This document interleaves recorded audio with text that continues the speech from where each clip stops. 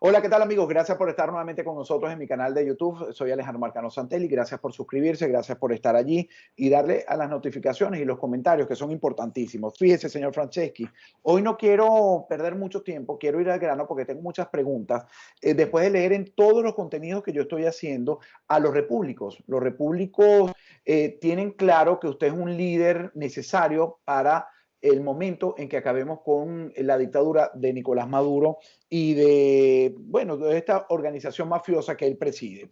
Entonces, fíjese, pero he visto, he leído, a mí me gusta mucho llegar a estos comentarios porque me permite palpar lo que la gente quiere. Entonces, creo que hay todavía, además de los repúblicos, mucha gente que necesita saber cuál es el plan de usted inicialmente. Porque cuando salgamos de esta dictadura van a quedar los militares. ¿Me puede esbozar qué va a hacer con los militares, Alberto Franceschi? Bueno, buenos días ante todo. Alejandro, no se sabe cuáles militares van a quedar, porque eso es una gran incógnita. Es probable que tengamos que constituir unas nuevas Fuerzas Armadas. Quizás lo más lógico que pase sería que las propias Fuerzas Armadas estallen en sus distintos componentes y en 1000 fracciones diferentes. Acuérdate que está penetrada esa Fuerza Armada por factores delincuenciales, delincuentes directos, estafadores, extorsionistas, narcotraficantes, gente prevalida de poder para robar masivamente, asesinos, torturadores. Eso está lleno de plagas, chicos. La Fuerza Armada fue degenerando a una velocidad tal que salvar un pedazo de la Fuerza Armada, sabremos cuál es porque será ese el pedazo que reviente a los otros, saque a los otros y quede con la titularidad o el número de efectivos necesario para poder cumplir una labor positiva y diametralmente opuesta a la que venían funcionando. Entonces, ¿cuáles son esos militares? No lo sé. ¿Y cuál es una pequeña fracción? Porque lo real es que esos militares van a seguir allí. Lo real es que esos militares van a tener un poder de acción. Esos militares van a tener sus bases y su ejército que liderar. Pero me ha angustiado y lo he pensado durante todo el fin de semana. Si queda una pequeña fracción que va a apoyar al gobierno de Alberto Franceschi, ¿cómo trabajar? Porque se lo han planteado, es necesario, ojo, se lo pido como venezolano, se han planteado su grupo, los repúblicos y la gente con la que usted está trabajando, ¿qué van a hacer con esa gente? Si está sujeto a leyes y la Fuerza Armada tiene que ser la organización de mayor apego a la ley, mayor sujeción a la ley, por supuesto no tienen nada que temer y nada que, digamos, perseguirles ni nada por el estilo. Se persigue al malandro, al que tiene cuentas pendientes con la justicia, al que tiene crímenes acumulados, al que tiene fortunas inexplicadas. Esos se van a ir muchos de ellos. Otros lo van a quitar por el pescuezo, antes participo. Yo no creo que eso va a ser un paso fácil de una, ¿cómo se llama?, de una suavidad tal que uno pueda hacerse planes. Te estoy explicando lo antes que te decía, no sé quiénes quedan, porque ese es un mundo más o menos, es un coto cerrado, pero ellos sí saben quiénes son los malandros, ¿eh? Ellos adentro saben quiénes son los pillos, y los pillos van a ser aislados, y los pillos van a ser juzgados y pagarán cárcel los años y décadas que les toque, y otros van a ser extraditados. Entonces, tú me estás planteando una hipótesis de un funcionamiento de Fuerza Armada donde, para empezar, habría que sanear primero mediante extradiciones, prisiones, expulsiones, sacada de, ¿cómo se llama?, de cupago de esos factores delincuentes, y entonces lo que quede será una Fuerza Armada que será, se supone, apegada a la ley y a todos los reglamentos militares.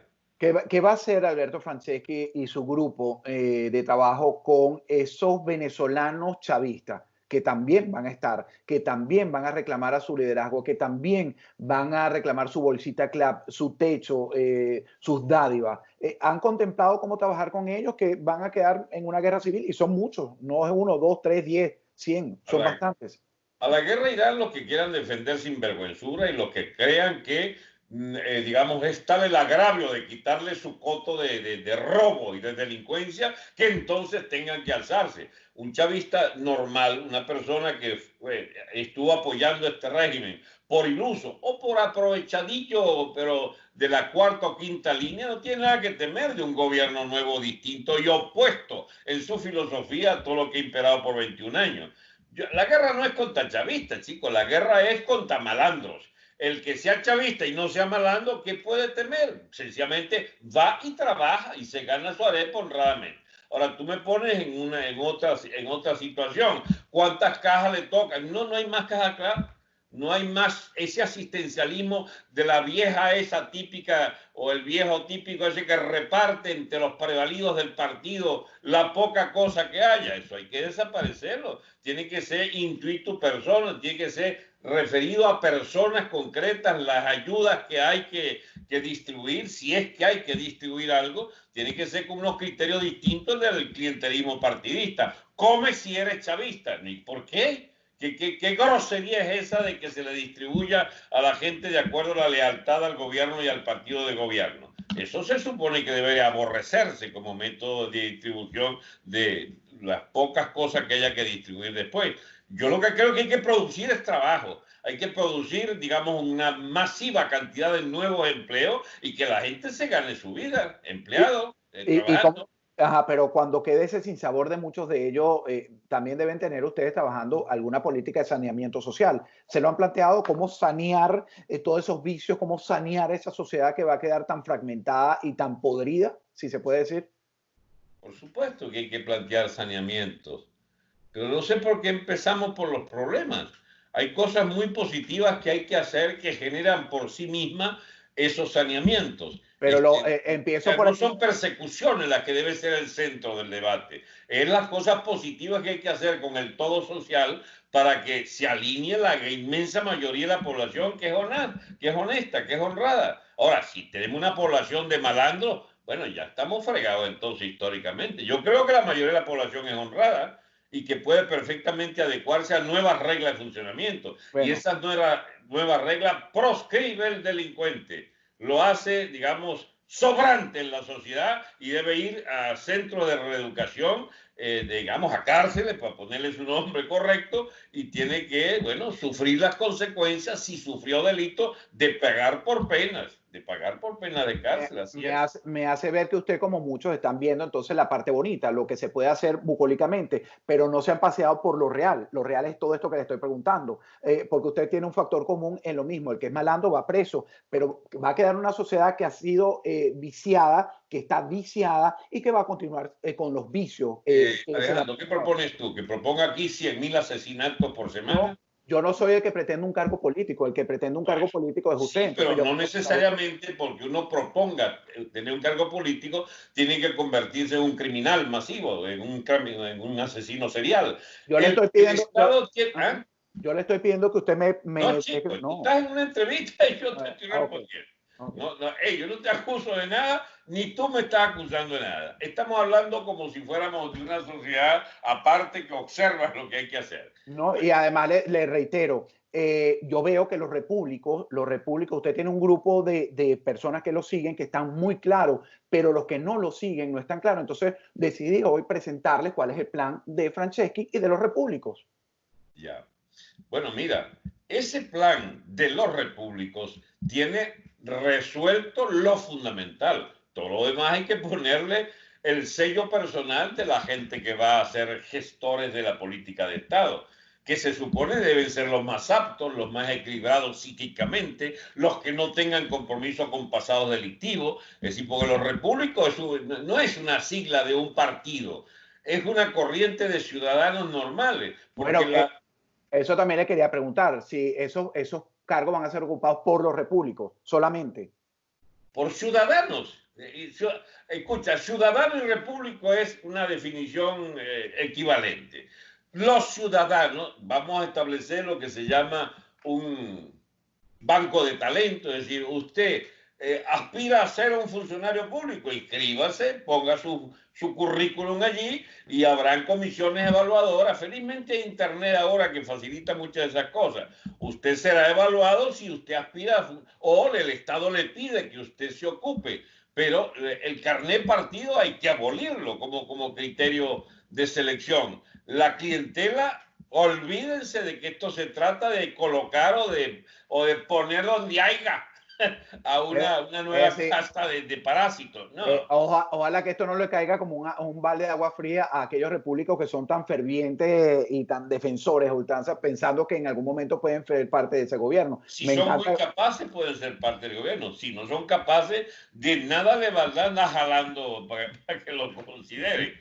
No, sí, además es gente muy sana. Los repúblicos apenas representan una fracción de la cantidad de gente que en el futuro deberá participar en las labores de Estado. Pero un Estado, recuerda, que va a ser reducido, drásticamente reducido. Para darte una cifra, Venezuela puede funcionar con 150, 200 mil empleados públicos. Ponle 400 y haces del gremio de maestros, por ejemplo, una de las nóminas, pues, ¿no? Pero entre policías del Estado, funcionarios de las Fuerzas Armadas, de inteligencia, etcétera, funcionarios de aduana, funcionarios del servicio exterior y maestros de la escuela pública, bueno, pueden ser 250, 300 mil, ponle 200, 450, digamos, para redondear, digamos, el máximo. Pero 3, 4, 5 millones de bichos que viven del gobierno, eso es imposible, chicos. Eso lo que hace es disparar el gasto público, el endeudamiento y la hiperinflación. La hiperinflación nuestra es directamente proporcional a la burrada de Chávez y de Maduro de tener millones de empleados públicos que los pagaban con nómina petrolera. Se acabó el petróleo, empezó a descender el precio, te empiezan a endeudarse y endeudar todo el país, además que de la destrucción de empresas privadas que hicieron que fue masiva. Entonces todo el mundo vive del Estado. Ajá, y si el Estado no tiene con qué vivir, ¿de qué? De los impuestos. No, hay que bajar drásticamente los impuestos, por ejemplo. Yo propongo un modelo liberal de economía, no la misma tontería que se le ha ocurrido a todos los politiqueros de Venezuela, que para mantener clientela y para mantener sus mítines ambulantes, ¿entienden?, las campañas electorales, y los estafadores que viven de la política pública, bueno, van entonces a seguir con esta manguanga. Esto tiene que acabarse algún día, Alejandro, y se acabó, ya quebraron el Estado, ¿qué más quieren? Claro, y me encanta oírlo que los repúblicos jalamecates no van para el gobierno. Eso es buenísimo, porque los jalamecates son capaces de hacer cualquier cosa. Es decir, ¿a usted no le gusta que le jalen mecate? Ni que sea su gente más cercana a esos repúblicos. Eso es muy incómodo, verse jalado. Sí, a mí me desagrada muchísimo. Mire, otra pregunta que me inquieta es el tema de la crisis humanitaria. Cambia el gobierno. ¿Qué planes tiene Alberto? Oye, usted se puso como nervioso, como ¿te acuerdas? El senador Marco Rubio cuando tuvo que tomar agua en pleno discurso. No, chico, que es que tengo una tosecita que solo pasando agua se... Ok, eso me alegra. La crisis humanitaria, ¿cómo han pensado atacarla? La crisis humanitaria viene de un Estado hipertrofiado, así muy grande, que arruinó la empresa privada, arruinó la iniciativa privada, arruinó el empleo, arruinó los salarios, arruinó la oferta de bienes. Si tú pones a funcionar las libertades privadas, la libertad de las personas, la libertad de comercio, yo te pongo un ejemplo que yo lo sufrí tantas veces que, mira, las calenteras que yo pasaba porque los animales no podían pasar en una alcabala porque el guardia los martillaba al camioncito o lo mantenía ahí 8 horas hasta que no le llegara el martillo, y me iba yo a la alcabala y digo, no voy a pagar por pasar este animal. Pues no pasará, pues no pasa. Y ahí es una incomodidad, pero completa y total. Ese ejemplo tonto que te pongo, esa es la vida cotidiana, chico. Ahora, para todas las gestiones de la gente, tiene que pasar por la bendita coima y el chantaje del funcionario arbitrario. Bueno, ¿qué tal eliminarlo a la alcabala? ¿Qué tal eliminar cualquier funcionario público que pida coima para cumplir su deber, que se le destituye en el plazo de 24 horas? ¿Qué tal un Estado que funcione con el respeto a la libertad de las personas y no de la afiliación partidista. Es otro modelo de sociedad, Alejandro, es otra manera de ser. Entonces, el problema humanitario que tú dices, mire, chico, hay asistencia social que debe canalizarse. Yo te voy a decir una cosa que sé que es muy impopular o algo impopular. A ver, si tú le entregas 100, vamos a poner dólares para que la gente se haga una idea. Si tú le das $100,000 a una oficina de guardias nacionales para que la distribuyan los pobres, ¿cuánto llega a los pobres? Si le entregas $100,000 a una asociación cultural de una ONG dirigida por un partido político, ¿cuánto llega a la gente? Si se lo entrega, chico, a las damas, ¿cómo se llama?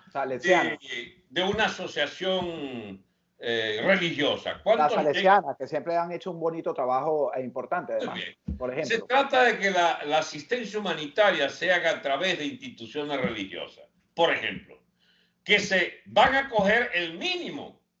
Y quizás se cojan solo lo que necesitan para funcionar, para ser eficientes. Pero hay cosas que están probadas. Los políticos roban, chicos. La clase política es casi inútil, a no ser que la reconstruyamos sobre nuevas bases morales. Los militares tienen que tener la obligación de no robar, porque si no también tienen la tentación. Ahí me lleva a preguntarle, entonces, ¿se va a rodear de monjas y de curas usted? No, se le entrega para ayuda humanitaria a esas. No, estoy hablando de su gobierno. Está suponiendo que un gobierno es una repartidera real. Un gobierno debe ser primero para administrar justicia. Usted me está diciendo que los políticos son corruptos y usted se va a rodear de políticos en su gobierno. No necesariamente, no. Puede ser un funcionariado civil capaz y competente. ¿Por qué tiene que ser político corrupto? Mira, el modelo... Porque usted lo está diciendo que los políticos son corruptos. Es decir, que para su gobierno no va ningún político. ¿Por qué es así, Alejandro? Porque ese es mi no estoy diciendo que no va ningún político. Yo estoy diciendo que la clase política es casi tradicionalmente, como por definición, de corrupto.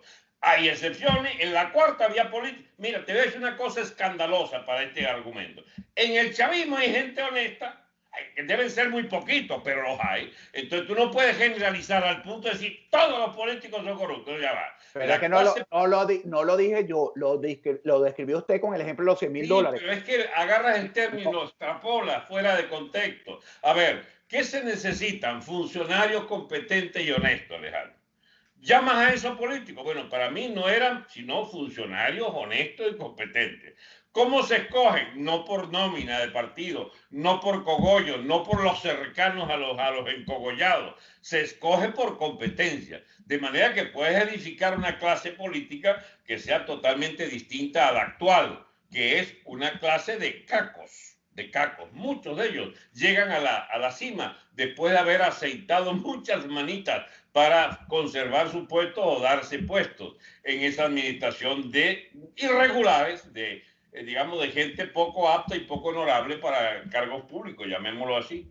Por eso que yo le hablaba de la política de saneamiento social si la tenía controlada, porque es difícil en esa vagabundería generalizada que hay en Venezuela y fuera de Venezuela con los venezolanos, los enchufados, los boliburgueses, tener o escoger la pureza para acompañar a un gobierno, porque usted no tiene la fórmula perfecta para gobernar desde el principio, ¿o sí? Sí la hay. Es el control de los propios ciudadanos. Para empezar, el que vayas a elegir se elige en un circuito determinado de 50 a 100,000 personas, revocable en todo instante, no es de partido, no es de lista de partido, es intuitu persona, fulano de tal se le designa. ¿Y quiénes lo designan? Tiene que ser la mayoría de los votantes, mayoría que significa 51% o más. ¿Y cómo se llega? Bueno, si en una primera elección de que unos tienen 20, otros 10, otros 4%, otros 5%, no hay ninguno. Tiene que haber una segunda elección entre los dos principales. Solamente aquel que pase la barrera del 50% es electo. Pero queda sujeto a la revocabilidad. Estoy hablándote del poder legislativo, que es el que legisla. Esa es la nación constituida. El Estado tiene que ser, por una elección también de mayoría absoluta, de doble vuelta, un presidente que va escogiendo los colaboradores y los ministros, sus colaboradores, y digamos, y hay maneras de generar toda clase de control social. mediante apego a la ley, reglamentos, etcétera. Yo no estoy imaginando una sociedad de ángeles o arcángeles. Yo sé que la tentación de robar existe. Sé que existe a partir de que el funcionamiento de la sociedad todo es en base a la búsqueda de privilegios, y ahí la gente le gusta coger lo ajeno también que no le toca. Entonces es una batalla como la batalla contra el sucio. Tú limpias y vuelven a ensuciar. Pues bien, la corrupción existe como un fenómeno histórico. Mira, la humanidad ha avanzado.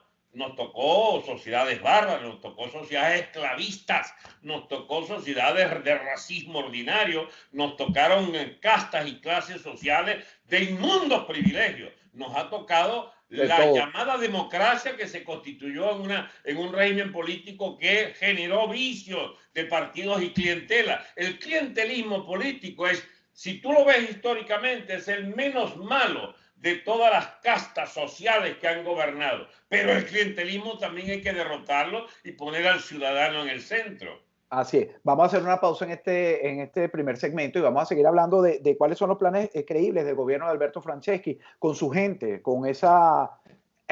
Bueno. Tú no te habrás equivocado en fecha, Alejandro. ¿Por qué? Tú estás como en campaña electoral.